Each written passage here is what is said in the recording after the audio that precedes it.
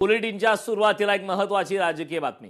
राज्यातील राजकीय घडामोडींना वेग आलाय। शरद पवार यांच्या राष्ट्रवादीचे जयंत पाटील हे थेट वर्षावर पोहोचलेत, तर प्रफुल्ल पटेल, सुनील तटकरे, जयंत पाटील यांनी देवेंद्र फडणवीसांची भेट घेतली। चारही नेत्यांमध्ये वर्षा बंगल्यावर जवळपास 1.25 तास चर्चा झाल्या। सध्या शरद पवारांची राष्ट्रवादी एनडीएला लवकरच पाठिंबा देईल अशा चर्चा राजकीय वर्तुळात जोरदार सुरू आहेत। याबाबत नुकतीच शरद पवार यांच्या राष्ट्रवादी पक्षाच्या आमदारांची बैठक सुद्धा पार पडली आहे। त्यातही एनडीए सोबत राहण्यात नेते मंडळी ही आमदार अनुकूल असल्याची चर्चा झाली होती। त्यामुळे जयंत पाटील आणि मुख्यमंत्री देवेंद्र फडणवीस यांच्या भेटीला एक विशेष महत्त्व प्राप्त झालंय। या दरम्यान सोबतच सुनील तटकरे, प्रफुल्ल पटेल हे सुद्धा वर्षा निवासस्थानी असल्याने चारही नेत्यांमध्ये चर्चा झाली असल्याची सूत्रांची माहिती आहे। महत्त्वाची बातमी आपण पाहतोय, महाराष्ट्रातील राजकारणात महत्त्वाच्या घडामोडी घडतायत। राजकीय समीकरणांना, राजकीय घडामोडींना वेग आल्याचं पाहायला मिळतंय, कारण जयंत पाटील, प्रफुल्ल पटेल, सुनील तटकरे यांनी मुख्यमंत्री देवेंद्र फडणवीसांची भेट घेतली। या संदर्भात ताजा अपडेट देण्यासाठी आपल्या प्रतिनिधी मीनाक्षी म्हात्रे आपल्या सोबत जोडलेत। मीनाक्षी, आपण पाहतोय मागच्या काही दिवसांपासून चर्चा वारंवार सुरू आहे की शरद पवारांची राष्ट्रवादी एनडीए सोबत जाणार, आणि त्यातच आता काल जयंत पाटील, सुनील तटकरे, प्रफुल्ल पटेल आणि देवेंद्र फडणवीस यांची बैठक झाली, चर्चा झाली। काय सविस्तर माहिती आहे या बैठकीबाबत? काय घडू शकतं आगामी काळात महाराष्ट्राच्या राजकारणात?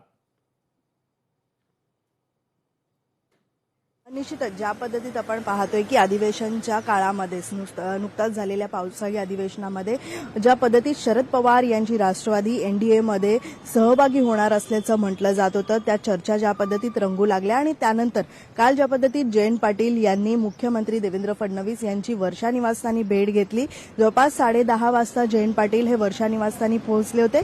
त्याच दरम्यान आपण पाहतोय की राष्ट्रवादी काँग्रेस, अजित पवार यांच्या पक्षातील देखील 2 प्रमुख नेते म्हणजे सुनील तटकरे आणि प्रफुल्ल पटेल हे देखील तिथे पोहोचले होते। मात्र या चारही नेत्यांमध्ये एक बैठक झाली असल्याचं देखील बोललं जात होतं। पण मात्र या सगळ्या घडामोडी घडत असताना एक जी चर्चा होती ती म्हणजे शरद पवार यांची राष्ट्रवादीचे आमदार यांच्यासोबत जयंत पाटलांची अधिवेशनच्या काळामध्ये बैठक झाली होती, आणि या बैठकीनंतर काल किंवा परवामध्ये म्हणजे अगदीच 2 दिवसांपूर्वी पुन्हा एकदा आमदार आणि खासदारांसोबत ही बैठक झाली, आणि त्या ठिकाणी एनडीए सोबत जायचं की नाही हे सगळ्यांचंच म्हणणं जे आहे ते जयंत पाटलांनी ऐकून घेतलेलं आहे। आणि काल जी एक बातमी समोर आलेली होती ती आमदारांचं म्हणणं आणि खासदारांचं म्हणणं जे आहे ते शरद पवारांना सांगण्यात येईल, आणि त्यानंतर अंतिम निर्णय जो आहे तो शरद पवारच घेतील। प्रामुख्यानं आपण पाहतोय की 10 पैकी 9 आमदार हे इच्छुक असल्याचं देखील कळत होतं।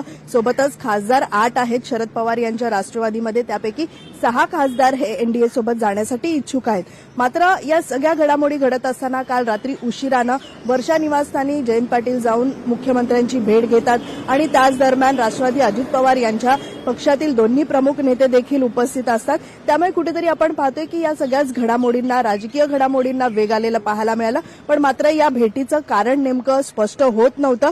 या संदर्भामध्ये आपण जेव्हा जयंत पाटलांशी बातचीत केली त्यावेळी मतदारसंघातील कामं असतील किंवा मग उरण ईश्वरपूर मधल्या नगरपालिकेतील नगराध्यक्ष पदासाठी ज्या पावसाळी अधिवेशनामध्ये जी कारवाई झाली, अपात्रची कारवाई झाली, त्या संदर्भामध्ये ही भेट होती। कुठेतरी आमच्यावरती अन्याय झालाय आणि त्यासाठी मुख्यमंत्र्यांची भेट घेतलं असल्याचं जयंत पाटलांचं म्हणणं आहे। पण तिथे दुसरीकडे सुनील तटकरे आणि प्रफुल्ल पटेल यांनी नेमकी भेट कशासाठी घेतली हे अद्यापही स्पष्ट झालेलं नाहीये। आज उद्यामध्ये काही प्रतिक्रिया त्यांच्याकडनं आली तर निश्चितच हे स्पष्ट होऊ शकतं।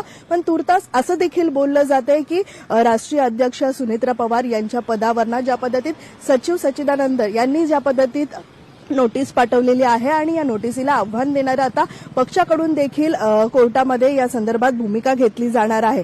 त्या संदर्भात ही भेट असू शकते असं देखील बोललं जातंय। पण याशिवाय आणखीन एक माहिती आपल्यापर्यंत पोहोचलेली आहे ती म्हणजे जयंत पाटील असतील, सुनील तटकरे असतील किंवा प्रफुल्ल पटेल असतील, या तिन्ही प्रमुख नेत्यांची एक वेगळी काल रात्री उशिरा भेट झाली, बैठक झाली, आणि त्यानंतर हे तिन्ही प्रमुख नेते जे आहेत ते वर्षा निवासस्थानी पोहोचले।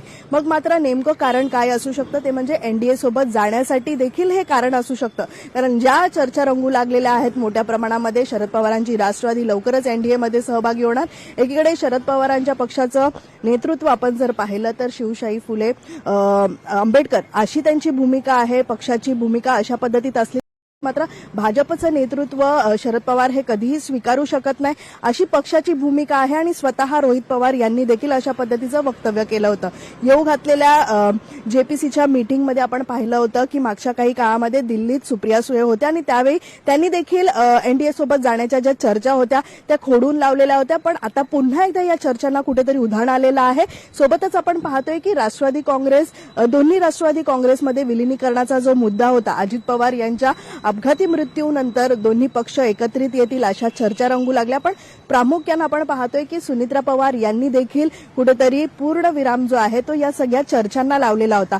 पण आता पुन्हा एकदा आपण पाहतोय की एनडीए सोबत जाण्यासाठी राष्ट्रवादी शरदचंद्र पवार पक्ष हे इच्छुक असल्याचं बोललं जात आहे आणि तशा हालचाली देखील मधल्या काळामध्ये सुरू होत्या. त्यामध्ये आपण पाहतोय की 2 दिवसामध्येच या प्रमुख नेत्यांची जयंत पाटील जे आहेत म्हणजे सुप्रिया सुळे असतील, शरद पवार असतील यांच्या पुढ्यात संपूर्ण आमदारांच्या आणि खासदारांचं म्हणणं जे आहे ते मांडतील आणि त्यानंतर शरद पवार जे आहे ते या सगळ्याच म्हणण्यांवरती आपलं मत काय आहे हे देखील मांडणार आहे. त्यामुळे अंतिम निर्णय हा शरद पवारच घेतील. पण तुर्तास असं देखील बोललं जात आहे की शरद पवार यांचा पक्ष मग भाजपमध्ये जातील किंवा मग एनडीएमध्येच असलेला राष्ट्रवादी अजित पवार यांच्या पक्षामध्ये येतील. त्यामुळे सुनित्रा पवार यांची भूमिका जी आहे ती देखील महत्वाची असणार आहे. कारण राष्ट्रीय अध्यक्षपद जे आहे ते सध्या सुनित्रा पवारांकडे आहे. त्यामुळे प्रमुख नेते सुनील तटकरे असतील, प्रफुल्ल पटेल असतील यांच्या देखील पदावरना कुठेतरी आपण पाहतोय की ही पदं मग कोणाला दिली जाऊ शकतात. त्यामुळे या सगळ्याच पदांबाबत देखील विचार केला जाऊ शकतो.